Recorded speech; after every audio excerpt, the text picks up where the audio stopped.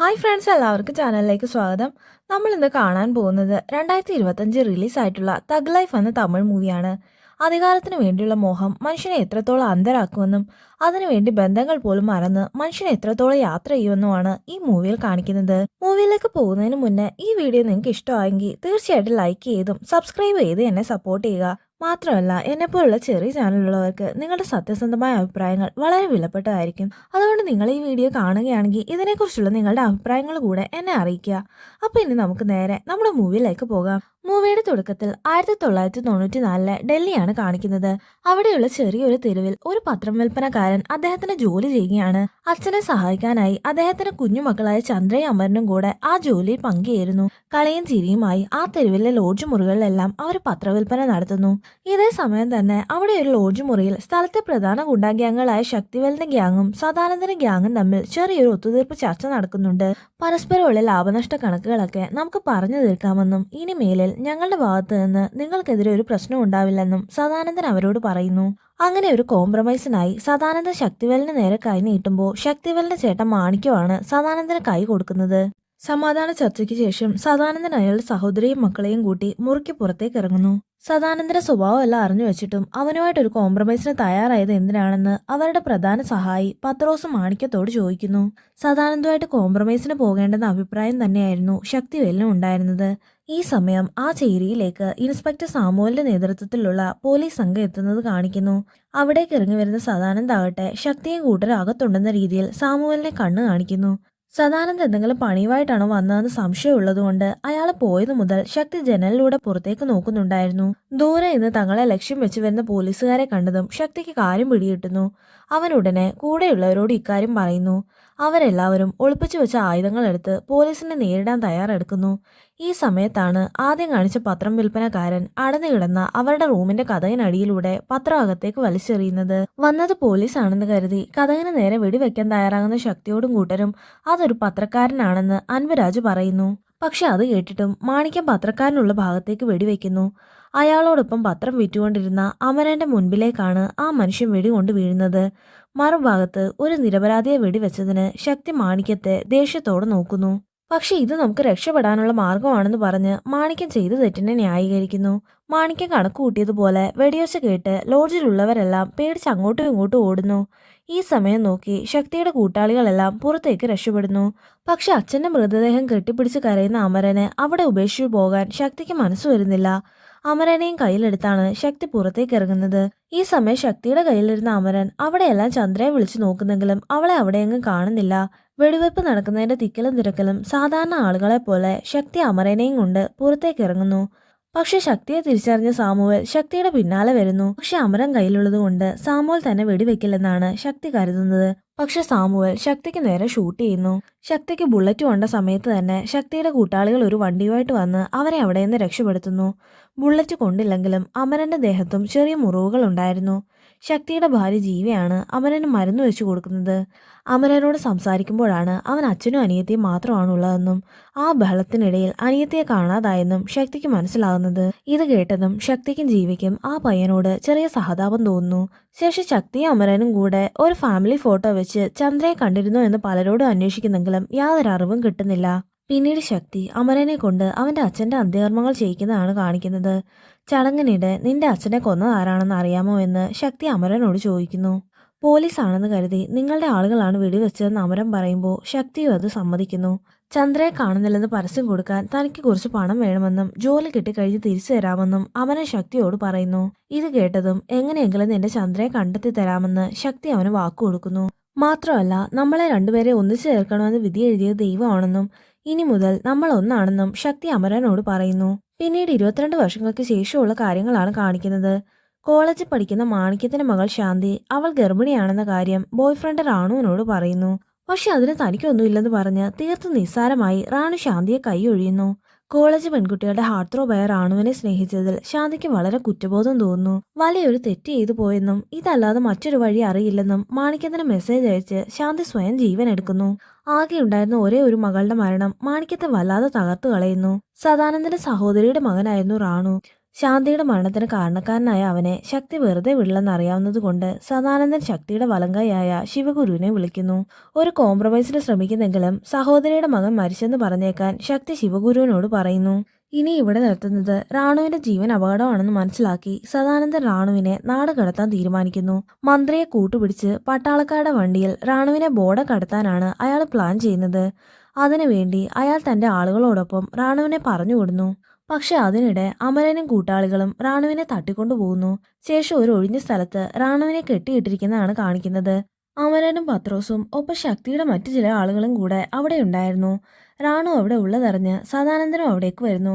റാണുവിനോട് ക്ഷമിക്കണമെന്നും അവനെ വെറുതെ വിടണമെന്നും ഒക്കെ സദാനന്ദൻ അമരനോട് പറയുന്നു. ശക്തിക്കിപ്പോൾ വയസ്സായില്ലേ, ഇനി കാര്യങ്ങളൊക്കെ തീരുമാനിക്കേണ്ടത് നിങ്ങളല്ലേ എന്ന് സദാനന്ദൻ പറയുമ്പോഴേക്കും ശക്തി അവിടേക്ക് വരുന്നു. 22 വർഷം കഴിഞ്ഞിട്ടും പഴയ അതേ ഗാംഭീര്യത്തോടെ നടന്നു വരുന്ന ശക്തിയെ കണ്ട് സദാനന്ദന് ചെറിയ പേടി തോന്നുന്നു. ശേഷം സദാനന്ദന് മുന്നിൽ വെച്ച് തന്നെ ശക്തി റാണുവിനെ കൊലപ്പെടുത്തുന്നു. റാണുവിന്റെ ചേട്ടൻ ദീപക്കാണ് റാണുവിന്റെ ചിതയ്ക്ക് തീ കൊളുത്തുന്നത്. മറുഭാഗത്ത് റാണുവിന്റെ കൊലപാതകത്തിന് ജയിലിൽ പോകാൻ ഒരുങ്ങുന്ന ശക്തിയെ കാണിക്കുന്നു. വീട്ടിലെ സ്ത്രീകളാരും തനിച്ചു പുറത്തു പോകരുതെന്നും അമ്മയെ നോക്കിക്കൊള്ളണമെന്നും ശക്തി മകളായ മങ്കയോട് പറയുന്നു. ശക്തി ജയിലിൽ പോകുന്നതിൽ വിഷമമുണ്ടെങ്കിലും പുറമേ കാണിക്കാതെ ഗൗരവത്തിന് മുഖംമൂടി കൊണ്ട് ജീവിതം മറയ്ക്കുന്നു. ശേഷം താൻ ജയിലിൽ നിന്ന് വരുന്നത് വരെ ഇവിടുത്തെ ബിസിനസ്സും മറ്റു കാര്യങ്ങളും ഒക്കെ നീ വേണം നോക്കി നടത്താനെന്ന് ശക്തി അമരനോട് പറയുന്നു.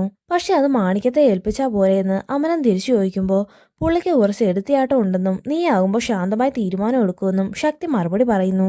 പുറത്തേക്ക് ഇറങ്ങി വരുന്ന ശക്തിയെ കണ്ട് അവനെ കൊന്ന് ജയിലിൽ പോകേണ്ടത് ഞാനല്ലായിരുന്നു, പിന്നെ നീ എന്തിനാണ് അത് ചെയ്തതെന്ന് മാണിക്യം ചോദിക്കുന്നു. ഒരു മകളെ നഷ്ടപ്പെട്ട വിഷമത്തിൽ നിൽക്കുമ്പോൾ ഇനി ഇങ്ങനൊന്നും കൂടി വേണ്ടെന്ന് ശക്തി മറുപടി പറയുന്നു. ശേഷം ശക്തി തന്റെ ആളുകളുടെ അടുത്ത് ചെന്ന് ഞാൻ വരുന്നത് വരെ അമരനെ അനുസരിക്കണമെന്ന് പറയുന്നു. ഇത് കേട്ടതും മുന്നിൽ നിന്ന് ചിലരുടെ മുഖം മങ്ങുന്നത് കാണിക്കുന്നു. അധികാരം ഏൽപ്പിച്ചിട്ട് പോകുന്നത് പോലെ തന്റെ പ്രിയപ്പെട്ട വാച്ചുകൂടി ഊരി അമരന്റെ കയ്യിൽ ഇട്ടുകൊടുത്തിട്ടാണ് ശക്തി ജയിലിലേക്ക് പോകുന്നത്. നെക്സ്റ്റ് സീനിൽ പത്രോസും അൻപരാജും കൂടെ ഒരു സ്ഥലത്തിരുന്ന് മദ്യപിക്കുന്നതാണ് കാണിക്കുന്നത്. ശക്തി പോയതിനു ശേഷം നമുക്ക് അല്പം കൂടി പവർ വന്ന പോലെ തോന്നുന്നില്ലേ എന്ന് അൻപരാജ് പത്രോസിനോട് ചോദിക്കുന്നു. പത്രോസ് അതിന് കൃത്യമായിട്ട് മറുപടി പറയുന്നില്ലെന്ന് കണ്ടതും പവർ നമ്മളെ തേടി വരില്ലെന്നും അത് നമ്മളായിട്ട് കണ്ടെത്തണമെന്നും ഒരു ബുദ്ധി പോലെ അൻപ് പത്രോസിന് പറഞ്ഞു കൊടുക്കുന്നു. മറുഭാഗത്ത് ഒരു ബാറിൽ ഇരുന്ന് മദ്യപിക്കുന്ന മാണിക്യത്തെയും അവന് കൂട്ടുവന്ന അമരനെയും കാണിക്കുന്നു. ചേട്ടനായിട്ട് ഞാനുണ്ടായിട്ടും ശക്തി പോകുന്നതിന് മുന്നേ കാര്യങ്ങളെല്ലാം ഏൽപ്പിച്ചിട്ട് പോയത് നിന്നെയല്ലേ എന്ന് മാണിക്യ അമരനോട് ചോദിക്കുന്നു. അതിപ്പോ എന്നെ ആയാലും ചേട്ടനെ ആയാലും രണ്ടും ഒരുപോലെയല്ലേ, ഞാൻ എന്ത് ചെയ്താലും നിങ്ങളോട് ചോദിച്ചിട്ടല്ലേ ചെയ്യത്തുള്ളെന്ന് അമരൻ മറുപടി പറയുന്നു. എങ്കിലും എല്ലാവരുടെ മുന്നിൽ വെച്ച് തന്നെ അങ്ങനെ പറഞ്ഞപ്പോൾ അത് തനിക്ക് വലിയ ഇൻസൾട്ടായെന്ന് മാണിക്യ അമരനോട് പറയുന്നു. ശക്തിക്ക് തന്നോട് ബഹുമാനം ഇല്ലെന്ന രീതിയിലുള്ള മാണിക്യത്തിന്റെ സംസാരത്തിനും അവരെ രണ്ടുപേരെയും തള്ളിക്കളയാത്ത രീതിയിലാണ് അമർ മറുപടി പറയുന്നത്. മാണിക്യത്തിന്റെ കുറ്റം പറച്ചിൽ കേൾക്കാൻ താല്പര്യമില്ലാത്തതുകൊണ്ട് ഇനി നമുക്ക് വീട്ടിലോട്ട് പോകാമെന്ന് പറഞ്ഞ് അമരൻ അവനെ കൂട്ടിക്കൊണ്ടു പോകുന്നു. മറുഭാഗത്ത് ജയിലിൽ കിടക്കുന്ന ശക്തിയെ ഇന്ദ്രാണി കാണാൻ വരുന്നത് കാണിക്കുന്നു. ഒരു ഡാൻസ് ബാറിൽ വെച്ചാണ് ശക്തി അവളെ ആദ്യം കാണുന്നത്. അവിടെ ഡാൻസർ ആയിരുന്ന അവളോട് അമ്മന്റെ ഫാമിലി ഫോട്ടോ കാണിച്ചിട്ട് ഇതിലുള്ള ചന്ദ്ര നീയാണോ എന്ന് ശക്തി ചോദിക്കുന്നു. അവളല്ലെന്ന് മറുപടി പറയുന്നതും ശക്തി അവിടെ നിന്ന് തിരിഞ്ഞു നടക്കുന്നു. ഈ ഫോട്ടോയിലുള്ള ചന്ദ്ര ഞാനായിരുന്നെങ്കിൽ എന്നെ ഇവിടെ നിന്ന് രക്ഷിക്കുമായിരുന്നോ എന്ന് ഇന്ദ്രാണി ശക്തിയോട് ചോദിക്കുന്നു. ഇത് കേട്ടതും ഡാൻസ് ക്ലബ് ഓണറിൽ നിന്നും ശക്തി അവളെ രക്ഷിച്ച് തന്റെ കൂടെ കൂട്ടുന്നു. ഇന്ദ്രാണിക്കായി മറ്റൊരു വീട് പണിത് അവളെ അവിടെ താമസിപ്പിക്കുന്നു. ഭാര്യ ഉണ്ടായിട്ടും ശക്തിക്ക് ഇന്ദ്രാണിയോട് എന്തോ താല്പര്യം തോന്നുന്നു. ഇന്ദ്രാണിയുടെ അവസ്ഥയും അത് തന്നെയായിരുന്നു. പ്രായത്തിൽ തന്നെക്കാളേറെ മൂത്തതാണെങ്കിലും ഭാര്യയും കുടുംബവും ഉള്ള ആളാണെങ്കിലും ഇന്ദ്രാണിക്ക് ശക്തിയോട് താല്പര്യം തോന്നുന്നു. ശക്തിയുടെ പവർ സ്വാധീനവും കൊണ്ട് ജയിലിൽ വെച്ചും ശക്തിക്ക് ഇന്ദ്രാണിക്ക് മീറ്റ് ചെയ്യാൻ സാധിക്കുന്നു. മാത്രമല്ല ജയിലിനകത്ത് വെച്ച് തന്നെ ശക്തി അമരന് വേണ്ട നിർദ്ദേശങ്ങൾ കൊടുക്കുകയും ചെയ്യുന്നു. അങ്ങനെ ഇരിക്കെ ഒരു ദിവസം സദാനന്ദൻ അമരനെയും മാണിക്യത്തെയും സംസാരിക്കാൻ വിളിക്കുന്നത് കാണിക്കുന്നു. ഞാൻ ഇനി മുതൽ രാഷ്ട്രീയത്തിൽ ഇറങ്ങുകയാണെന്നും അതുകൊണ്ട് തന്റെ ബിസിനസ് കൂടെ ഇനി നിങ്ങൾ നോക്കി നടത്തണമെന്നും സദാനന്ദൻ അവരോട് പറയുന്നു. പ്രതിഫലമായി 30% ഷെയർ ആണ് സദാനന്ദൻ അവരോട് ചോദിക്കുന്നത്. ശേഷം അമരൻ ഇക്കാര്യം ശക്തിയോട് പറയുമ്പോൾ സദാനന്ദനുമായി ഡീലിന് സമ്മതിച്ചതിന് ശക്തി അവനെ വഴക്ക് പറയുന്നു. നമ്മളെ 3 പേരെയും കൊല്ലാൻ കാത്തുകിടക്കുന്ന അയാളുമായിട്ട് ഡീലിന് സമ്മതിച്ചത് എന്തിനാണെന്ന് ശക്തി അവനോട് ചോദിക്കുന്നു. മാത്രമല്ല മൂത്തയാളായ നിങ്ങൾ കൂടെ ഉണ്ടായിട്ടും ഇവനെ പറഞ്ഞ് മനസ്സിലാക്കാത്തത് എന്താണെന്ന് ശക്തി മാണിക്യത്തോട് ചോദിക്കുന്നു. അതിന് നീ കാര്യങ്ങളൊക്കെ ഏൽപ്പിച്ചിട്ട് പോയത് അവനെയല്ലേ, അതുകൊണ്ട് ഈ കാര്യത്തിൽ എനിക്ക് യാതൊരു പങ്കുമില്ലെന്ന് മാണിക്യം മറുപടി പറയുന്നു. ഈ സമയം അമർ തന്റെ അഭിപ്രായം അവരോട് പറയുന്നു. പ്രായം ഏറി വരുന്നതുകൊണ്ടും ചില ആരോഗ്യ പ്രശ്നങ്ങൾ ഉള്ളതുകൊണ്ടും സദാനന്ദൻ ഇനി അധികം ആയുസ് കാണില്ല. മാത്രമല്ല സദാനന്ദൻ രാഷ്ട്രീയത്തിൽ ഇറങ്ങിയതുകൊണ്ട് അയാളുടെ ടെറിട്ടറി ഇനി ഫ്രീ ആയിരിക്കുമെന്നും കൂടാതെ അയാളുടെ കോണ്ടാക്റ്റ് വെച്ച് പുതിയതായി പലരും നമ്മളുടെ അടുത്തേക്ക് വരുമെന്നും ശക്തി അവരോട് പറയുന്നു. അതിൽ നിന്ന് ഒരുപാട് ലാഭം കിട്ടുമെന്നും ഒക്കെ അമരം പറയുന്നെങ്കിലും ശക്തിയും മാണിക്യം അത് അംഗീകരിക്കുന്നില്ല. ഈ കാര്യത്തിൽ എനിക്ക് പങ്കില്ലെന്നും ഇത് നിങ്ങൾ തമ്മിൽ തീർത്തോളാനും പറഞ്ഞ് മാണിക്യം പുറത്തേക്ക് ഇറങ്ങുന്നു. ഇങ്ങനെ പ്രശ്നങ്ങൾ ഫേസ് ചെയ്യാതെ ഇട്ടേച്ചു പോകുന്നതുകൊണ്ടാണ് ഞാനെല്ലാം അമരനെ ഏൽപ്പിച്ചിട്ട് പോകുന്നതെന്ന് ശക്തി മാണിക്യത്തോട് പറയുന്നു. പക്ഷെ നീ എന്നെ റെസ്പെക്ട് ചെയ്യാത്തതാണ് എല്ലാത്തിനും കാരണമെന്ന് മാണിക്യം മറുപടി പറയുന്നു. ഇത് കേട്ടതും ഞാൻ ആദ്യമായിട്ട് ഒരാളെ കൊന്നതുപോലും ചേട്ടന് വേണ്ടിയല്ലേ എന്ന് ശക്തി തിരിച്ചു ചോദിക്കുന്നു. പക്ഷെ അതിനെല്ലാം പകരമായിട്ട് നീ എന്റെ മകളുടെ ജീവൻ എടുത്തില്ലേ എന്ന് മാണിക്യം ചോദിക്കുമ്പോൾ ശക്തിക്ക് കാര്യം പിടികിട്ടുന്നില്ല. സത്യത്തിൽ ശാന്തിയെ പഠിക്കാൻ വിടാതെ വിവാഹം കഴിപ്പിച്ച് വിദേശത്ത് അയക്കാനായിരുന്നു മാണിക്യം പ്ലാൻ ചെയ്തത്. പക്ഷെ പെൺകുട്ടികൾ പഠിക്കണമെന്നും ജോലി നേടണമെന്നും ശക്തി നിർബന്ധിച്ചതുകൊണ്ടാണ് മാണിക്യം അവളെ കോളേജിൽ ചേർത്തത്. അതുകൊണ്ടാണ് ശാന്തിക്ക് ഇങ്ങനെയെല്ലാം സംഭവിച്ചതെന്നും മാണിക്യം ശക്തിയോട് പറയുന്നു. മകളുടെ മരണത്തിന്റെ പേരിൽ മാണിക്യം ഇങ്ങനെ ഒരു ആരോപണം തനിക്ക് നേരെ കൊണ്ടുവന്നത് ശക്തിക്ക് ഉൾക്കൊള്ളാനാവുന്നില്ല. മാണിക്യം പുറത്തേക്ക് പോയതും അമരം വീട് ശക്തിയോട് സംസാരിക്കുന്നു. സദാനന്ദന്റെ ഡീലിന് സമ്മതിച്ചതിന് പിന്നിൽ ബിസിനസ്സിലെ ലാഭം മാത്രമല്ല കാരണമെന്ന് അമരം ശക്തിയോട് പറയുന്നു. ഡീല് സമ്മതിച്ചാൽ പിന്നെ ഗ്യാങ് വാർ ഉണ്ടാവില്ലെന്നും കൂടാതെ ശക്തിയെ പുറത്തിറക്കാമെന്നും സദാനന്ദൻ വാക്കു കൊടുത്തിട്ടുണ്ട്. എന്തു പറഞ്ഞാലും നിങ്ങൾ ഇങ്ങനെ ജയിലിൽ കിടക്കുന്നത് കാണാൻ പ്രയാസമാണെന്നും അമരം വിഷമത്തോടെ പറയുന്നു. ശേഷം അമരം വീട്ടിലേക്ക് വരുമ്പോൾ മങ്കയെ കാണാനില്ലെന്നും അവളുടെ ഫോൺ സ്വിച്ച് ഓഫ് ആണെന്നും ജീവ അവനോട് പറയുന്നു. അവൾ എവിടെ പോകാനാണെന്ന് അമരൻ ചോദിക്കുമ്പോൾ അവൾ നാഗയും കൂടിയാണ് പുറത്തു പോയതെന്നും അവനോട് ചോദിച്ചാൽ മനസ്സിലാകുമെന്നും ജീവ മറുപടി പറയുന്നു. ശക്തിയുടെ സഹായി ശിവഗുരുവിന്റെ മകനാണ് നാഗ. അമരൻ നാഗയോട് മങ്കയെക്കുറിച്ച് ചോദിക്കുമ്പോൾ അറിയില്ലെന്ന് പറയുന്നെങ്കിലും അമരൻ ഒന്ന് വരട്ടുമ്പോൾ നാഗ അവനെ ഒരു പബ്ബിലേക്ക് കൂട്ടിക്കൊണ്ടു പോകുന്നു. അവിടെ ഒറ്റയ്ക്ക് വിഷമിച്ചിരിക്കുന്ന മങ്കയോട് അമരൻ കാര്യം ചോദിക്കുന്നു. താനും നാഗയുമായി കഴിഞ്ഞ ഒരു വർഷമായി പ്രണയത്തിലാണെന്നും വീട്ടിൽ പറയാൻ പറഞ്ഞപ്പോൾ ഇവൻ പേടിച്ചിട്ട് സമ്മതിക്കുന്നില്ലെന്നും മങ്ക അമരനോട് പറയുന്നു. മാത്രമല്ല അച്ഛൻ ഒരിക്കലും ഈ കല്യാണത്തിന് സമ്മതിക്കില്ലെന്നും അതുകൊണ്ട് എങ്ങനെയെങ്കിലും അച്ഛൻ വരുന്നതിന് മുമ്പ് ഞങ്ങളുടെ വിവാഹം നടത്തി തരണമെന്നും പറഞ്ഞ് മങ്ക അവന്റെ കാല് പിടിക്കുന്നു. നെക്സ്റ്റ് സീനിൽ ശക്തി പുറത്തിറങ്ങുന്നതാണ് കാണിക്കുന്നത്. തന്നെ കൂട്ടാൻ വന്ന അമരന്റെ മുഖത്ത് ഗൗരവം കണ്ട് ശക്തി കാര്യം ചോദിക്കുന്നു. കഴിഞ്ഞ തവണ ഞാൻ ഇനി ഒന്നും പറയണ്ടെന്ന് പറഞ്ഞ് അപമാനിച്ചില്ലേ, അതുകൊണ്ടാണെന്ന് അമർ മറുപടി പറയുന്നു. ഇത് കേട്ടതും നീ പറഞ്ഞതുപോലെ സദാനന്ദന്റെ ഡീലിന് ഓക്കെയാണെന്നും മാത്രമല്ല അവന് തന്നെ വോട്ടും ചെയ്യാമെന്നും പാതി തമാശ പോലെ ശക്തി അമരനോട് പറയുന്നു. താൻ പുറത്തിറങ്ങിയ കാര്യം ഒരു 3 ദിവസത്തേക്ക് ജീവയോട് പറയണ്ടെന്ന് അമരനോട് പറഞ്ഞിട്ട് ശക്തി നേരെ ഇന്ദ്രാണിയുടെ അടുത്തേക്ക് പോകുന്നു. 3 ദിവസത്തേക്കെന്ന് പറഞ്ഞ് പോയിട്ട് 6 ദിവസം കഴിഞ്ഞാണ് ശക്തി ഇന്ദ്രാണിയുടെ അടുത്ത് നിന്ന് മടങ്ങി വരുന്നത്. ശക്തിയെ കൂട്ടിക്കൊണ്ടു പോകാൻ ഡ്രൈവർ ഉണ്ണി അവിടേക്ക് വന്നിട്ടുണ്ടായിരുന്നു. വീട്ടിലേക്ക് വണ്ടി എടുക്കാൻ ശക്തി പറയുമ്പോൾ ജീവയും മങ്കയും ജീവയുടെ വീട്ടിൽ പോയിരിക്കുകയാണെന്ന് ഉണ്ണി മറുപടി പറയുന്നു. ശക്തി ഇന്ദ്രാണിയുടെ അടുത്ത് വന്നതിന്റെ പിറ്റേ ദിവസം തന്നെ ജീവ മകളെയും കൂട്ടി സ്വന്തം വീട്ടിലേക്ക് പോയിരുന്നു. ഇത് കേട്ടതും ശക്തി അമരനെയും കൂട്ടി ജീവയുടെ വീട്ടിൽ പോകുന്നു. പക്ഷെ അവിടെ എങ്ങും ജീവയില്ലെന്ന് മനസ്സിലായതും ഇവിടെ എന്തൊക്കെയാണ് നടക്കുന്നതെന്ന് ശക്തി അമരനോട് ചോദിക്കുന്നു. ഒടുവിൽ നാഗയുടെയും മങ്കയുടെയും കാര്യം അവനെ ശക്തിയോട് പറയുന്നു. നാഗ മിടുക്കനാണെന്നും മങ്ക അവനെ വിവാഹം ചെയ്തു കൊടുത്ത മങ്കയെ ഒരിക്കലും പിരിയേണ്ടി വരില്ലെന്നും അവനെ ശക്തിയോട് പറയുന്നു. എല്ലാം കേട്ട ശേഷം ജീവയും മങ്കയും ശിവഗുരുവിന്റെ വീട്ടിലാണുള്ളതെന്ന് മനസ്സിലാക്കി ശക്തി അവിടേക്ക് പോകുന്നു. ശക്തിയെ കണ്ടതും മങ്ക അവന്റെ കാലിൽ വീണ് മാപ്പി ചോദിക്കുന്നു. മങ്കയും നാഗയുമായിട്ടുള്ള വിവാഹത്തിന് തനിക്ക് സമ്മതമാണെന്നും പക്ഷെ ജീവിയോടുകൂടി സമ്മതം ചോദിക്കണമെന്നും ശക്തി മങ്കയോട് പറയുന്നു. ശേഷം ശക്തി ജീവിയുടെ അടുത്തേക്ക് പോകുന്നു. ജയിലിൽ നിന്നിറങ്ങി വീട്ടിലേക്ക് വരാതെ ഇന്ദ്രാണിയുടെ അടുത്ത് പോയത് ജീവ അവനോട് ദേഷ്യപ്പെടുന്നു. പക്ഷെ മനുഷ്യന് ഷുഗറും പ്രഷറും ഒക്കെ വരില്ലേ, അതുപോലെയാണ് തനിക്ക് ഇന്ദ്രാണിയോടുള്ള ഇഷ്ടവുമെന്ന് ശക്തി ജീവിയോട് പറയുന്നു. ശക്തിയുടെ ന്യായീകരണങ്ങളൊന്നും ജീവിയുടെ അടുത്ത് വില പോകുന്നില്ല. വീണ്ടും ഇടം തിരിഞ്ഞു നിൽക്കുന്ന ജീവയെ തനിക്ക് അവളോടുള്ള സ്നേഹം വാക്കുകൾ കൊണ്ട് വെളിപ്പെടുത്തി ശക്തി മയക്കിയെടുക്കുന്നു. ശേഷം ശക്തിയും ജീവയും കൂടെ ശിവഗുരുവിന്റെ അടുത്ത് ചെന്ന് മങ്കയെ നിങ്ങളുടെ മരുമകളാക്കാൻ സമ്മതമാണോ എന്ന് ചോദിക്കുന്നു. ഇത് കേട്ടതും ശിവഗുരുവും ഭാര്യയും നിറഞ്ഞ മനസ്സോടെ വിവാഹത്തിന് സമ്മതിക്കുന്നു. അങ്ങനെ എല്ലാവരുടെയും അനുഗ്രഹത്തോടെ മങ്കയുടെയും നാഗയുടെയും വിവാഹ ചടങ്ങുകൾ നടക്കുന്നു. വിവാഹത്തിൽ പങ്കെടുക്കാൻ വന്ന ഇന്ദ്രാണിയുടെ തൊട്ടടുത്ത കസേരയിലായി അമരൻ ചെന്നിരിക്കുന്നു. മങ്കയെ നിനക്ക് ഇഷ്ടമായിരുന്നല്ലേ എന്ന് ഇന്ദ്രാണി അമരനോട് ചോദിക്കുന്നു. അതിന് മങ്ക തന്റെ ടൈപ്പ് അല്ലെന്നും അവൾ എനിക്ക് സഹോദരിയാണെന്നും അമരൻ മറുപടി പറയുന്നു. മാത്രമല്ല എന്റെ ടൈപ്പ് ഇന്ദ്രാണിയാണെന്നും കൂടെ അമരൻ അവളോട് പറയുന്നു. ഇത് കേട്ടതും പക്ഷെ എന്റെ ടൈപ്പ് അദ്ദേഹമാണെന്ന് പറഞ്ഞ് ഇന്ദ്രാണി ശക്തിയെ ചൂണ്ടിക്കാണിക്കുന്നു. കല്യാണ ചടങ്ങുകൾക്കിടയിൽ സദാനന്ദന്റെ കെയർ ഓഫിൽ വന്ന പുതിയ ചില പാർട്ട്നേഴ്സുമായിട്ട് അമര സംസാരിക്കുന്നതും കൈ കൊടുക്കുന്നതുമൊക്കെ ശക്തിയുടെ ശ്രദ്ധയിൽപ്പെടുന്നു. ചടങ്ങുകൾക്കെല്ലാം ശേഷം റൂമിൽ വരുമ്പോൾ ശക്തി തന്റെ ഉള്ളിലുള്ള സംശയത്തെക്കുറിച്ച് ജീവിയോട് സംസാരിക്കുന്നു. ജയിലിൽ പോയിട്ട് വന്ന ശേഷം എന്റെ ചുറ്റുമുള്ളവരിലെല്ലാം എന്തോ മാറ്റമുണ്ടെന്ന് ശക്തി ജീവിയോട് പറയുന്നു. അതെന്താ അങ്ങനെ തോന്നാനെന്ന് ജീവ തിരിച്ചു ചോദിക്കുന്നു. കാരണം എല്ലാവരും തനിക്ക് മര്യാദ തരുന്നുണ്ടെങ്കിലും അവരെല്ലാം അനുസരിക്കുന്നത് അമരന്റെ വാക്കുകളാണെന്ന് ശക്തി മറുപടി പറയുന്നു. ഇത് കേട്ടതും ജീവ അവനെ ചെറുതായിട്ട് കളിയാക്കുന്നു. അനിയനെപ്പോലെ വളർത്തിയ അമരനോട് നിങ്ങൾക്കിപ്പോൾ കുശുമ്പ് തോന്നി തുടങ്ങിയോ എന്ന് ജീവ ശക്തിയോട് ചോദിക്കുന്നു. ഇത് കേട്ടതും കുശുമ്പൊന്നും അല്ലെന്നും എന്റെ സ്ഥാനത്തേക്ക് മറ്റാർക്കും വരാൻ കഴിയില്ലെന്ന് എനിക്ക് തന്നെ അറിയാമെന്നും ശക്തി മറുപടി പറയുന്നു. അങ്ങനെ ഇരിക്കെ ഒരു ദിവസം ശക്തി ആളുകളും കൂടെ പുറത്തെവിടേക്കോ പോകാൻ ഇറങ്ങിയതും അവർക്ക് നേരെ വധശ്രമം ഉണ്ടാകുന്നു. അമരനൊഴികെ ശക്തിയുടെ അടുത്ത സഹായികളെല്ലാം ആ വണ്ടിയിൽ ഉണ്ടായിരുന്നു. കൊല്ലാൻ വന്നവരെ എല്ലാം ഇല്ലാതാക്കുന്നെങ്കിലും ആ അപകടത്തിൽ ശക്തിക്ക് സാരമായ പരിക്ക് പറ്റുന്നു. മറുഭാഗത്ത് സദാനന്ദൻ ദീപകിനോട് സംസാരിക്കുന്നത് കാണിക്കുന്നു. എന്തിനാണ് ശക്തിയെ കൊല്ലാൻ നോക്കിയതെന്ന് സദാനന്ദൻ അവനോട് ചോദിക്കുന്നു. പിന്നെ ഞാനും നിങ്ങളെപ്പോലെ ഒന്നും സംഭവിക്കാത്ത രീതിയിൽ അടങ്ങിയിരിക്കണോ എന്ന് ദീപക് തിരിച്ചു ചോദിക്കുന്നു. ദീപക്കാണ് പ്രതിയെന്ന് മനസ്സിലായതും ഇനി ഞാൻ പറയുന്നത് വരെ നീ ഈ നാട്ടിലേക്ക് തിരിച്ചു വരരുതെന്ന് പറഞ്ഞ് സദാനന്ദൻ അവനെ പറഞ്ഞു വിടുന്നു. മറുഭാഗത്ത് ശക്തിയെ കാണാൻ ജയകുമാർ എന്ന പോലീസ് ഓഫീസർ വരുന്നത് കാണിക്കുന്നു. പണ്ടത്തെ എസ് ഐ സാമുവലിന്റെ മകനാണ് ജയകുമാർ. നിങ്ങളെ ആക്രമിച്ചത് ആരാണെന്ന് ജയ് ചോദിക്കുമ്പോൾ ലോകം മുഴുവനും തനിക്ക് ശത്രുക്കളാണെന്നും അതിൽ ആരെങ്കിലും ആയിരിക്കുമെന്നും ശക്തി മറുപടി പറയുന്നു. എന്തായാലും നിങ്ങൾ ജീവിക്കുന്നോ മരിക്കുന്നോ എന്നുള്ളത് എനിക്ക് വിഷയമല്ലെന്നും എനിക്ക് വേണ്ടത് മറ്റൊന്നാണെന്നും ജയ് ശക്തിയോട് പറയുന്നു. ശക്തിയെപ്പോലുള്ളവരെ സപ്പോർട്ട് ചെയ്യുന്ന ഒരുപാട് ഉദ്യോഗസ്ഥർ ഡിപ്പാർട്ട്മെന്റിനുള്ളിൽ തന്നെയുണ്ട്. അങ്ങനെയുള്ളവരെ കണ്ടെത്തി ഒരു ശുദ്ധികലശം നടത്താനാണ് ജയുടെ ലക്ഷ്യം. ഇന്നല്ലെങ്കിൽ നാളെ ശക്തി തന്നെ അവരെ ചൂണ്ടിക്കാണിച്ചു തരുമെന്നും ജയ് ആത്മവിശ്വാസത്തോടെ പറയുന്നു. ജയ് എവിടുന്ന് പോയ പിറകെയാണ് അമരൻ അവിടേക്ക് വരുന്നത്. ശക്തിയുടെ ദേഹത്തെ പരിക്കുകൾ കണ്ട് അമരനാകെ വിഷമം തോന്നുന്നു. പക്ഷെ അമരനെ കണ്ടതും ശക്തിക്ക് ഉള്ളിൽ ഒളിപ്പിച്ച സംശയം പുറത്തേക്ക് വരുന്നു. ആക്സിഡന്റ് ആയ സമയം നീ എവിടെയായിരുന്നെന്ന് ശക്തി അമരനോട് ചോദിക്കുന്നു. ശക്തി തന്നെ സംശയിക്കുന്നറിഞ്ഞതും അമരൻ ചെറുതായി ഷോക്കാവുന്നു. തനിക്ക് മറ്റൊരു ജോലി ഉണ്ടായിരുന്നെന്ന് പറഞ്ഞ് അമരൻ ആ ചോദ്യം ഒഴിവാക്കുന്നെങ്കിലും ശക്തി വീണ്ടും അതേ ചോദ്യം തന്നെ ആവർത്തിക്കുന്നു.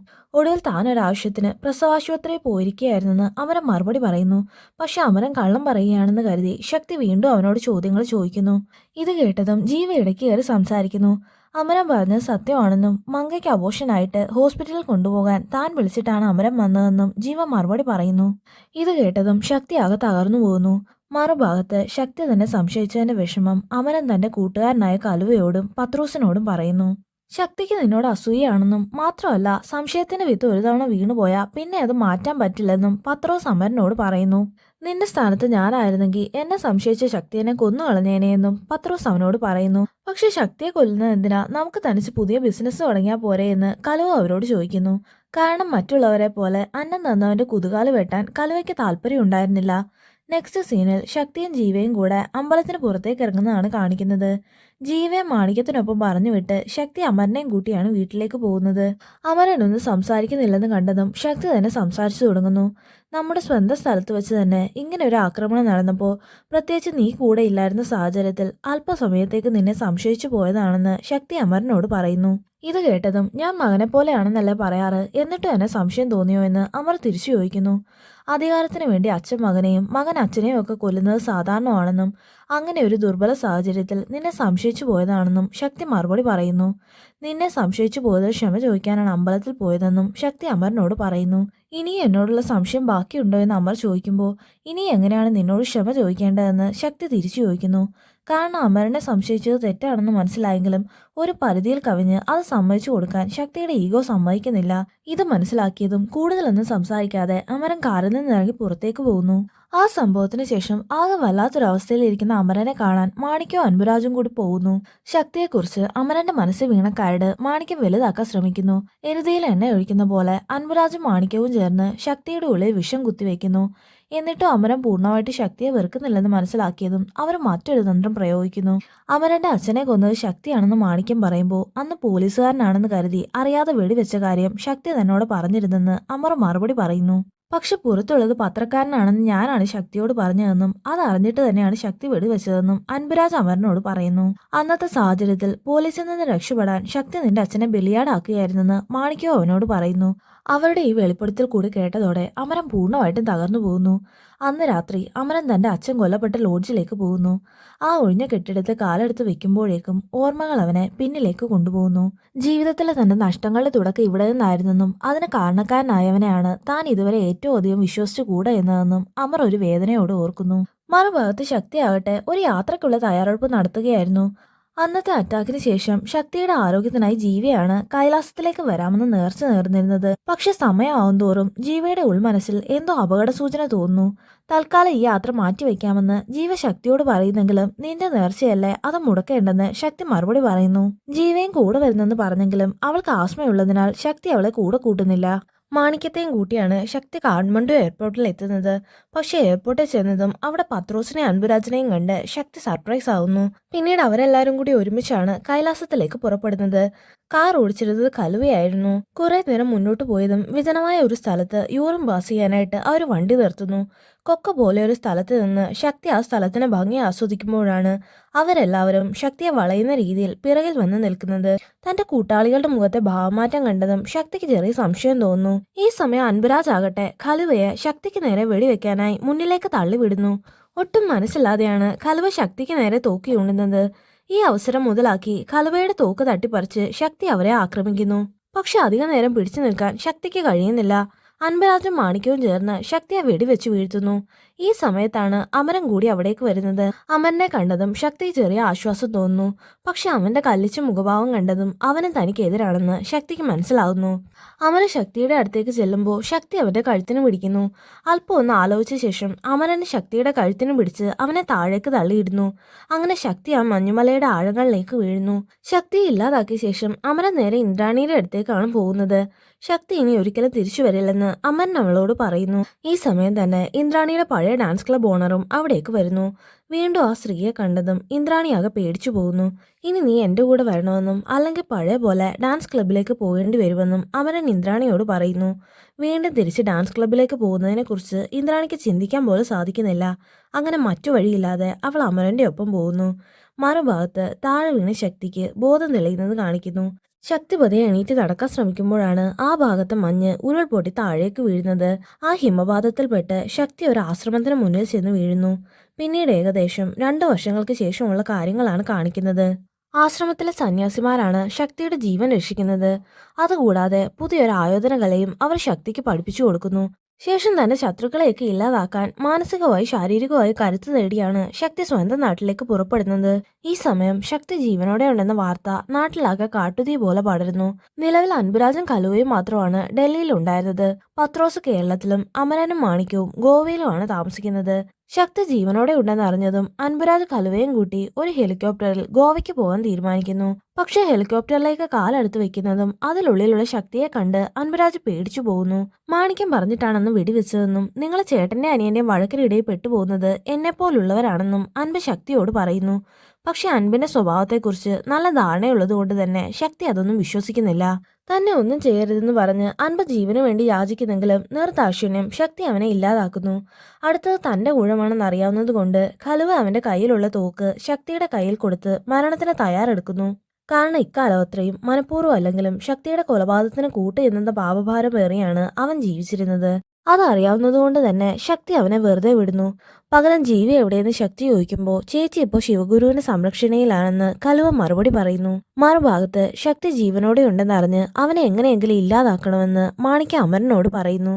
പക്ഷെ ഇനി ഒരിക്കൽ കൂടി ശക്തിക്ക് നേരെ തോക്കുകയുണ്ടെന്ന് എനിക്കാവില്ലെന്ന് അമരൻ മറുപടി പറയുന്നു. അപ്പൊ പിന്നെ എന്ത് ചെയ്യുമെന്ന് മാണിക്യം ചോദിക്കുമ്പോൾ പത്രോസും ആളുകളും ശക്തിക്ക് പിന്നാലെ പോയിട്ടുണ്ടെന്ന് അമരൻ മറുപടി പറയുന്നു. ഇത് കേട്ടതും മാണിക്യത്തിന് അല്പം ആശ്വാസം തോന്നുന്നു. മറുഭാഗത്ത് ശിവഗുരുവിന്റെ അടുത്തേക്ക് പോകാനായി ശക്തിയും കലുവയും ഉണ്ണിയും കൂടെ റെയിൽവേ സ്റ്റേഷനിലേക്ക് പോകുന്നത് കാണിക്കുന്നു. മുന്നോട്ട് നടക്കുമ്പോൾ അടുത്തായി നിർത്തിയിട്ടിരിക്കുന്ന ഒരു കാറിൽ ആരോ തനിക്കായി പതുങ്ങിയിരിപ്പുണ്ടെന്ന് ശക്തിക്ക് മനസ്സിലാകുന്നു. എന്തെങ്കിലും മറന്നു വച്ചതുപോലെ നമ്മൾ വന്ന കാറിലേക്ക് തന്നെ തിരിച്ചു പോകാനും എന്നിട്ട് പതുങ്ങിയിരിക്കുന്ന ആളുകൾ എത്ര പേരുണ്ടെന്ന് തന്നെ ഫോണിൽ അറിയിക്കണമെന്നും ശക്തി ഉണ്ണിയോടും കലുവയോടും പറയുന്നു. അവര് രണ്ടുപേരും ശക്തി പറഞ്ഞതുപോലെ തിരിച്ചു പോകുന്നു. 2 ടാക്സികളിലായി 8-9 പേരുണ്ടെന്ന് ഉണ്ണി ശക്തിയെ കോൾ ചെയ്ത് പറയുന്നു. ഇത് കേട്ടതും നിങ്ങൾ പുറത്തു പോയിട്ട് ഒരു 20 മിനിറ്റ് കഴിഞ്ഞ് തിരിച്ചു വരാൻ ശക്തി അവരോട് പറയുന്നു. ഈ സമയം ശക്തി ഒറ്റയ്ക്കാണെന്ന് കണ്ടതും ആ ഗുണ്ടകൾ ശക്തിയെ ആക്രമിക്കാൻ വരുന്നു. അവരെ ഓരോരുത്തരെയും നേരിടുമ്പോഴാണ് അവിടേക്ക് വരുന്ന പത്രോസിനെ ശക്തി കാണുന്നത്. കഴിഞ്ഞ തവണ ശക്തിയെ നേരിട്ട് കൊല്ലാൻ കഴിഞ്ഞില്ലല്ലോ എന്ന വിഷമം ഇത്തവണ മാറ്റണമെന്ന് പറഞ്ഞാണ് പത്രോസ് ശക്തിയെ നേരിടുന്നത്. പത്രോസ് നല്ല രീതിയിൽ തന്നെ പോരാടുന്നെങ്കിലും ശക്തിയുടെ മനക്കരുത്തിനും ശരീരബലത്തിനും മുന്നിൽ ഏറെ നേരം പിടിച്ചു നിൽക്കാൻ അവന് കഴിയുന്നില്ല. പത്രോസിനെയും കൂട്ടാളികളെ ഇല്ലാതാക്കിയ ശേഷം ശക്തിയും കലുവയും ഉണ്ണിയും കൂടെ തിരുച്ചെണ്ടൂരിലേക്ക് പോകുന്നു. റെയിൽവേ സ്റ്റേഷനിൽ നിന്ന് അവരെ കൂട്ടിക്കൊണ്ടു പോകാനായി നാഗയാണ് വന്നിരുന്നത്. വീട്ടിലേക്ക് പോകുന്ന വഴി കഴിഞ്ഞ കാലയളവിൽ നടന്ന കാര്യങ്ങളൊക്കെയും ഉണ്ണി ശക്തിക്ക് പറഞ്ഞു കൊടുക്കുന്നു. ഹിമപാതത്തിൽപ്പെട്ട് ശക്തി മരണപ്പെട്ടെന്നാണ് മാണിക്യൻ ജീവിയോട് പറഞ്ഞത്. പക്ഷെ ജീവി അത് വിശ്വസിച്ചിരുന്നില്ല. മാണിക്യത്തെ ചോദ്യം ചെയ്തതിന് അയാൾ ജീവിയെ വീട്ടിൽ നിന്ന് അടിച്ചു പുറത്താക്കുന്നു. ശേഷം ജീവ നേരെ പോലീസ് സ്റ്റേഷനിലേക്കാണ് പോകുന്നത്. പക്ഷെ അവിടെയും ആരും ജീവിയുടെ വാക്ക് കേൾക്കാനോ കംപ്ലൈന്റ് രജിസ്റ്റർ ചെയ്യാനോ തയ്യാറാകുന്നില്ല. കംപ്ലൈന്റ് രജിസ്റ്റർ ചെയ്യുന്നതുവരെ താൻ ഇവിടെ തന്നെ ഇരിക്കുമെന്ന് വാശി പിടിച്ച ജീവിയെ ശിവഗുരുവാണ് ആശ്വസിപ്പിച്ച് കൂട്ടിക്കൊണ്ടു പോകുന്നത്. പക്ഷെ ഈ സമയം ശിവഗുരുവും ജീവിയെ സഞ്ചരിച്ച കാറിന് നേരെ ആരോ മനഃപൂർവ്വം ട്രക്ക് കൊണ്ടിരിക്കുന്നു. ആ ആക്സിഡന്റിൽ ശിവഗുരുവിന്റെ കൈക്ക് ചലനശേഷി നഷ്ടപ്പെടുകയും ജീവയ്ക്കാകട്ടെ തലയ്ക്ക് സാരമായി പരിക്കേൽക്കുകയും ചെയ്യുന്നു. ഉണ്ണി പറഞ്ഞ് അവസാനിപ്പിക്കുമ്പോഴേക്കും അവർ ശിവഗുരുവിന്റെ വീട്ടിലേക്ക് എത്തിച്ചേരുന്നു. അകത്തേക്ക് കയറിയതും മങ്ക ശക്തിയുടെ അടുത്തേക്ക് ഓടി വരുന്നു. തന്റെ മകനെ മങ്ക ശക്തിയുടെ കയ്യിലേക്ക് കൊടുക്കുന്നു. ഇവന്റെ പേര് ശക്തിവേലനാണെന്ന് മങ്ക ശക്തിയോട് പറയുന്നു. കുഞ്ഞിനെ അല്പനേരം കയ്യിലെടുത്തിട്ട് ജീവ എവിടെയെന്ന് ശക്തി ആകാംക്ഷയോടെ തിരക്കുന്നു. അന്നത്തെ അപകടത്തിന് ശേഷം അമ്മയ്ക്ക് പഴയതൊന്നും ഓർമ്മയില്ലെന്നും ഞങ്ങളെ ആരെയും ഇതുവരെ തിരിച്ചറിഞ്ഞിട്ടില്ലെന്നും മങ്ക വിഷമത്തോടെ പറയുന്നു. ശേഷം ശക്തി ജീവയുടെ അടുത്തേക്ക് പോകുന്നു. ജീവ തന്നെയും തിരിച്ചറിയുന്നില്ലെന്ന് കണ്ടതും ശക്തി ആകെ തകർന്നു പോകുന്നു. നിന്നെ വീണ്ടും കാണണമെന്ന ആഗ്രഹം കൊണ്ട് മാത്രമാണ് ഞാൻ ജീവിതത്തിലേക്ക് മടങ്ങി വന്നതെന്ന് ശക്തി ജീവയോട് പറയുന്നു. പക്ഷെ ശക്തിയെ തിരിച്ചറിയാത്തതുകൊണ്ട് ആരോ തന്നെ ശല്യപ്പെടുത്തുന്നതായിട്ടാണ് ജീവയ്ക്ക് തോന്നുന്നത്. തന്റെ പിന്നാലെ നടന്ന് ശല്യപ്പെടുത്തരുതെന്ന് പറഞ്ഞ് ജീവ ശക്തിയിൽ നിന്നും അകന്നു പോകുന്നു. ജീവയുടെ ഇന്നത്തെ അവസ്ഥയ്ക്കും തന്റെ ചേട്ടനാണ് കാരണക്കാരനെന്ന് ഓർക്കുന്നതും ശക്തിയുടെ പക വീണ്ടും കൂടുന്നു. മറുഭാഗത്ത് അമരനെയും മാണിക്യത്തെയും കാണിക്കുന്നു. പത്രോസിനെയും കൊന്ന സ്ഥിതിക്ക് ഇനി ബാക്കിയുള്ളത് നമ്മളാണെന്നും അതിനു മുന്നേ ശക്തിയെ കൊല്ലണമെന്നും മാണിക്യ അമരനോട് പറയുന്നു. അവരുടെ സംസാരം കേട്ട് അവിടെ ഉണ്ടായിരുന്ന ഇന്ദ്രാണി കയ്യിലിരുന്ന മദ്യക്കുപ്പിയും കൊണ്ട് പുറത്തേക്ക് ഇറങ്ങുന്നു. അവളുടെ പിന്നാലെ തന്നെ അമരനും അവിടേക്ക് പോകുന്നു. 12ാമത്തെ വയസ്സിലാണ് ഇന്ദ്രാണിയുടെ ചിറ്റപ്പൻ അവളെ ഡാൻസ് ക്ലബിന് വിറ്റത്. അവിടെ നിന്ന് ഇനിയൊരു മോചനം ഉണ്ടാവില്ലെന്ന് കരുതിയിരിക്കുമ്പോഴാണ് ശക്തി അവളുടെ ലൈഫിലേക്ക് വന്നത്. ഒരു സ്വർണ്ണക്കൂട്ടിൽ എന്ന പോലെയായിരുന്നു പിന്നീടുള്ള അവളുടെ ജീവിതം. ഈ സമയത്താണ് പഴയ ദുരിതക്കയത്തിലേക്ക് തന്നെ തള്ളിയിടുവെന്ന് ഭീഷണിപ്പെടുത്തി അമരൻ അവളെ സ്വന്തമാക്കുന്നത്. അതുകൊണ്ട് തന്നെ അല്പം പോലും മനസ്സിലാതെയാണ് ഇന്ദ്രാണി ഓരോ നിമിഷവും അമരനൊപ്പം ജീവിക്കുന്നത്. ഇത് കേട്ടതും ശക്തിക്ക് നീ രണ്ടുപേരിൽ ഒരുത്തി മാത്രമാണെന്നും എന്നാൽ എനിക്ക് നീ എന്റെ ജീവനാണെന്നും അമരൻ മറുപടി പറയുന്നു. പക്ഷെ ഇന്ദ്രാണി അതൊന്നും കേൾക്കാൻ കൂട്ടാക്കുന്നില്ല. ഇനിയുള്ള കാലം നിനക്ക് എന്നെ സ്നേഹിച്ച് ജീവിച്ചൂടെയെന്ന് അമരൻ ചോദിക്കുന്നെങ്കിലും അവൾ മറുപടിയൊന്നും പറയുന്നില്ല. മറുഭാഗത്ത് ഗോവയിലെത്തിയ ശക്തിയെ ജയകുമാറിന്റെ ആളുകൾ കൂട്ടിക്കൊണ്ടുവരുന്നത് കാണിക്കുന്നു. മുൻപ് പറഞ്ഞതുപോലെ സർക്കാരിനുള്ളിലും ഡിപ്പാർട്ട്മെന്റിലും ഉള്ള നിങ്ങളുടെ ആളുകളുടെ ഡീറ്റെയിൽസും റെക്കോർഡ്സും തന്നാൽ ഞാൻ നിങ്ങളെ വെറുതെ വിടാമെന്ന് ജയ് ശക്തിയോട് പറയുന്നു. ഇനിയും ചെയ്തു തീർക്കാൻ ഏറെ കാര്യങ്ങൾ ഉള്ളതുകൊണ്ട് ശക്തി ആ ഡീലിന് സമ്മതിക്കുന്നു. അതിന് തനിക്ക് 48 മണിക്കൂർ സമയം തരണമെന്നും ശക്തി ജയ്യോട് പറയുന്നു. മറുഭാഗത്ത് സദാനന്ദ് മരിച്ചതറിഞ്ഞ് ദീപക് അമ്മയെ വിളിക്കുന്നത് കാണിക്കുന്നു. ഇനിയിപ്പോ എല്ലാം നിന്റെ കയ്യിലാണെന്നും മാത്രമല്ല റാണു നിന്റെ അനിയനാണെന്ന കാര്യം മറക്കരുതെന്നും അമ്മ ദീപക്കിനോട് പറയുന്നു. ശേഷം വീണ്ടും ഗോവയിലെ സ്വന്തം കാസിനോയിലായിരിക്കുന്ന മാണിക്യത്തെ ശക്തി കോൾ ചെയ്യുന്നത് കാണിക്കുന്നു. അടുത്തത് നിങ്ങളുടെ ഊഴമാണെന്നും റെഡി ആയിരിക്കാൻ അമ്മനോടും പറഞ്ഞേക്കാൻ ശക്തി മാണിക്യത്തോട് പറയുന്നു. ഇത് കേട്ടതും മാണിക്യം പേടിച്ച് പുറത്തേക്ക് ഇറങ്ങുന്നു. ഡ്രൈവ് ചെയ്ത് പോകും വഴി ഇക്കാര്യം അമരനെയും വിളിച്ചറിയിക്കുന്നു. പെട്ടെന്നാണ് ബാക്ക് സീറ്റിൽ നിന്നും ശക്തി മാണിക്യത്തിന് നേരെ തൂക്കിയുണ്ടുന്നത്. ശക്തി പറഞ്ഞതനുസരിച്ച് മാണിക്യ പാലത്തിനു മുകളിൽ വണ്ടി നിർത്തി പുറത്തേക്ക് ഇറങ്ങുന്നു. സ്വന്തം സഹോദരനെ കൊല്ലേണ്ടത് എങ്ങനെയാണെന്ന് എനിക്ക് കൂടി ഒന്ന് പറഞ്ഞു തരാൻ ശക്തി മാണിക്യത്തോട് പറയുന്നു. എന്റെ ഉള്ളിലെ ചെകുത്താന് എപ്പോഴും നിന്നോട് അസൂയായിരുന്നെന്ന് മാണിക്യ ശക്തിയോട് പറയുന്നു. നിന്റെ അടിമയെ കിടക്കുന്നത് മതിയാക്കി യജമാനാകാൻ പറഞ്ഞതും ആ ചെകുത്താനാണെന്ന് മാണിക്യ ശക്തിയോട് പറയുന്നു. അങ്ങനെയാണെങ്കിൽ ആ ചെകുത്താനെയും കൂടെ നിന്റെ കൂടെ കൂട്ടിക്കൊണ്ടു പോകാൻ പറഞ്ഞിട്ട് ശക്തി മാണിക്യത്തെ പാലത്തിൽ നിന്ന് തള്ളിയിടുന്നു. എത്രയൊക്കെ ദ്രോഹം ചെയ്തവനാണെങ്കിലും സ്വന്തം സഹോദരനെ കൊല്ലേണ്ടി വന്നതിൽ ശക്തിക്ക് വേദന തോന്നുന്നു. നെക്സ്റ്റ് സീനിൽ അമ്മന്റെ വീടിന്റെ ബേസ്മെന്റിൽ ദീപകിന്റെ ആളുകൾ ബോംബ് ഫിറ്റ് ചെയ്യുന്നത് കാണിക്കുന്നു. അവരത് ചെയ്യുന്ന സമയത്താണ് അമരൻ വീട്ടിലേക്ക് വരുന്നത്. ജോലിക്കാരിയോട് ഇന്ദ്രാണി എവിടെയെന്ന് ചോദിച്ചിട്ട് അമരൻ അവളെ തേടി മുകളിലത്തെ റൂമിലേക്ക് പോകുന്നു. എത്രയും പെട്ടെന്ന് അത്യാവശ്യ സാധനങ്ങൾ മാത്രം എടുത്ത് ബാഗ് പാക്ക് ചെയ്യാൻ അമരൻ ഇന്ദ്രാണിയോട് പറയുന്നു. ശേഷം അമരൻ അവന്റെ അത്യാവശ്യ സാധനങ്ങൾ എടുത്ത് പാക്ക് ചെയ്യുന്നു. അതിനോടൊപ്പം അവൻ ആരെയോ വിളിച്ച് ഇമ്മീഡിയറ്റ് ആയി വിദേശത്തേക്ക് പോകാനുള്ള 2 ടിക്കറ്റ് ബുക്ക് ചെയ്യാൻ പറയുന്നു. അമരൻ ഫോണിൽ സംസാരിക്കുന്ന സമയത്താണ് ടേബിളിൽ ഇരിക്കുന്ന മറ്റൊരു ഫോൺ റിങ് ചെയ്യുന്നത്. ആ കോൾ അറ്റൻഡ് ചെയ്യാൻ അമരൻ ഇന്ദ്രാണിയെ കണ്ണ് കാണിക്കുന്നു. കോൾ എടുത്തതും മറുവശത്ത് ശക്തി ഹലോ പറയുന്നു. ആ ശബ്ദം കേൾക്കുമ്പോൾ തന്നെ ഇന്ദ്രാണി അവനെ തിരിച്ചറിയുന്നു. കോൾ എടുത്തത് ഇന്ദ്രാണിയാണെന്ന് അറിഞ്ഞതും ശക്തിയും വല്ലാത്തൊരവസ്ഥയിലെത്തുന്നു. ഈ ഒരവസ്ഥയിൽ എന്നെ കാണാനാണോ തിരിച്ചു വന്നതെന്ന് ഇന്ദ്രാണി ശക്തിയോട് ചോദിക്കുന്നു. അതിന് മറുപടിയായി ഞാൻ ഇവിടെ അടുത്ത് തന്നെ ഉണ്ടെന്നും സംഭവിച്ചതെല്ലാം മറന്ന് നീ എന്റെ അടുത്തേക്ക് വരാനും ശക്തി അവളോട് പറയുന്നു. ഇത് കേട്ട് അവിടെയുള്ള വാൾ ഗ്ലാസിലൂടെ പുറത്തേക്ക് നോക്കുമ്പോഴാണ് ഓപ്പോസിറ്റ് ബിൽഡിങ്ങിലുള്ള ശക്തിയെ ഇന്ദ്രാണി കാണുന്നത്.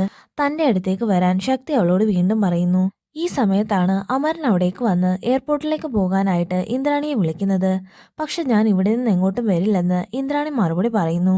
ഫോണിൽ സംസാരിക്കുന്ന ശക്തിയോടും തൊട്ട് മുന്നിൽ നിൽക്കുന്ന അമരനോടുമായിട്ടാണ് ഇന്ദ്രാണി ആ മറുപടി പറയുന്നത്. ഇത് കേട്ടതും ശക്തിക്കാകെ നിരാശ തോന്നുന്നു. എന്നാൽ അമരനാകട്ടെ അവളെ വീണ്ടും കൂടെ വരാനായിട്ട് നിർബന്ധിക്കുന്നു. പക്ഷെ ഇന്ദ്രാണി തീരുമാനം മാറ്റില്ലെന്ന് ഉറപ്പായതും അവളെ അവിടെ വിട്ട് അമരൻ പുറത്തേക്ക് ഇറങ്ങുന്നു. ഈ സമയത്താണ് ദീപക് ആ വീടിന്റെ ബേസ്മെന്റിൽ വെച്ച ബോംബ് ആക്ടിവേറ്റ് ചെയ്യുന്നത്. കൺമുൻപിൽ ആ വീട് നിലംപരിശാകുന്നത് കണ്ട് ശക്തി ആകെ ഷോക്കാകുന്നു. പൊട്ടിത്തെറിക്കുന്ന ശബ്ദം കേട്ടാണ് അമരന് തിരിഞ്ഞു നോക്കുന്നത്. അമരൻ അവിടേക്ക് തിരിച്ചു വരുന്നത് കണ്ടതും അവൻ രക്ഷപ്പെട്ടല്ലോ എന്ന് ദീപകിന്റെ സഹായി അയാളുടെ കൂട്ടാളിയോട് പറയുന്നു. ശക്തിയാകട്ടെ ഇടിഞ്ഞു വീണ് ആ വീടിനകത്ത് കയറി ഇന്ദ്രാണിയെ രക്ഷിക്കാൻ ശ്രമിക്കുമ്പോൾ ഒരു കോൺക്രീറ്റ് പാളി അവന്റെ മുകളിലേക്ക് വീഴുന്നു. ഇത് കണ്ടുകൊണ്ടാണ് അമരൻ അവിടേക്ക് വരുന്നത്. ഇന്ദ്രാണിയുടെ ഡെഡ് ബോഡി കണ്ട് അമരനാകെ ഭ്രാന്ത് പിടിക്കുന്നു. ശക്തിയെ കണ്ടതും നീയാണോ ഇത് ചെയ്തതെന്ന് ചോദിച്ച് അമരൻ അവനെ വഴക്കു പറയുന്നു. പക്ഷെ ഈ സമയം തന്നെ ദീപകിന്റെ ആളുകൾ അവിടേക്ക് വന്ന് അമരനെ തട്ടിക്കൊണ്ടു പോകുന്നു. അല്പസമയം കഴിഞ്ഞ് ജയും മറ്റു പോലീസുകാരും കൂടെ ബ്ലാസ്റ്റ് നടന്നിടത്തേക്ക് വരുന്നു. ശക്തിക്ക് അനുവദിച്ചു തന്ന 48 മണിക്കൂർ കഴിഞ്ഞെന്ന് ജയ് അവനോട് പറയുന്നു. ശേഷം ജഡ്ജിയോട് പെർമിഷൻ വാങ്ങി ജയ് ശക്തിയെ സ്വന്തം വീട്ടിൽ ഒളിപ്പിക്കുന്നു.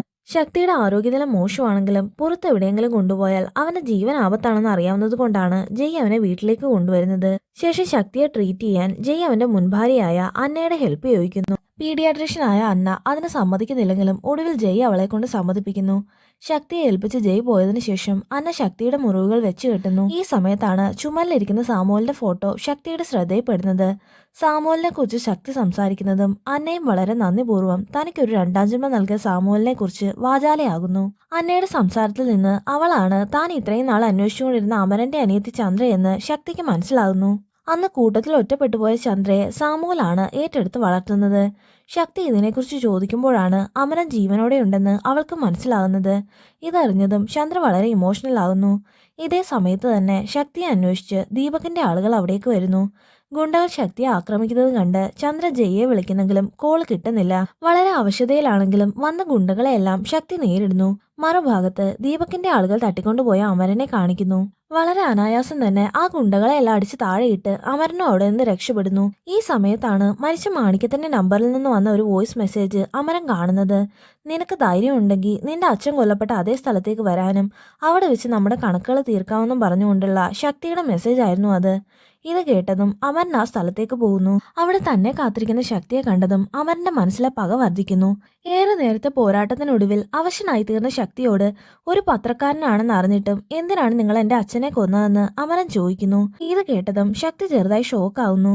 മാണിക്യമാണോ നിന്നോട് ഈ കഥ പറഞ്ഞതെന്ന് ശക്തി ചോദിക്കുമ്പോൾ അതെ എന്ന് അമരൻ മറുപടി പറയുന്നു. അങ്ങനെയെങ്കിൽ അവൻ എന്തുകൊണ്ടാണ് അങ്ങനെ പറഞ്ഞതെന്ന് ആലോചിച്ച് നോക്കാൻ ശക്തി അമരനോട് പറയുന്നു. ഇത് കേട്ട് പകച്ചു നിൽക്കുന്ന അമരനോട് ഞാനല്ല നിന്റെ അച്ഛനെ കൊന്നതെന്ന് ശക്തി ഉറപ്പിച്ചു പറയുന്നു. ഇത് കേട്ടതും അമരനാകെ തകർന്നു പോകുന്നു. ഒരു തെറ്റിദ്ധാരണയുടെ പേരിലാണല്ലോ ഇത്രയും കാര്യങ്ങൾ സംഭവിച്ചതെന്ന് ഓർത്ത് അവന് വലിയ കുറ്റബോധം തോന്നുന്നു. കൃത്യം ഈ സമയത്താണ് അമരനെ അന്വേഷിച്ച് ചന്ദ്രയെ അവിടേക്ക് വരുന്നത്. ഞാൻ നിനക്ക് ചന്ദ്രയെ കണ്ടുപിടിച്ചു തരാമെന്ന് പറഞ്ഞിരുന്നില്ലേ, ഇപ്പൊ അത് പാലിച്ചെന്ന് പറഞ്ഞ് ശക്തി ചന്ദ്രയെ അവന് കാണിച്ചു കൊടുക്കുന്നു. കേട്ട വാർത്തയിൽ ഒരേ സമയം സന്തോഷവും അത്ഭുതവും തോന്നി അമരൻ ചന്ദ്രയുടെ അടുത്തേക്ക് പോകാൻ നേരമാണ് ദീപക് അവനെ ഷൂട്ട് ചെയ്യുന്നത്. ഉടൻ തന്നെ തിരിച്ചു വെടിവെച്ച് ശക്തി അവനെ കൊല്ലുന്നു. ഈ സമയം കൊണ്ട് ചന്ദ്ര അമരന്റെ അടുക്കൽ എത്തുന്നു. ചന്ദ്രയെ ഒരിക്കൽ കൂടി കാണാൻ സാധിച്ചതിൽ അമരന് വളരെ സന്തോഷം തോന്നുന്നു. പക്ഷെ മരിക്കാനായി കിടക്കുന്ന അമരന്റെ അവസ്ഥ കണ്ട് ചന്ദ്ര പൊട്ടിക്കരയുന്നു. ശക്തിയും ചന്ദ്രയും അമരന്റെ ജീവൻ പിടിച്ചു നിർത്താൻ ശ്രമിക്കുന്നെങ്കിലും അവർക്കതിന് കഴിയുന്നില്ല.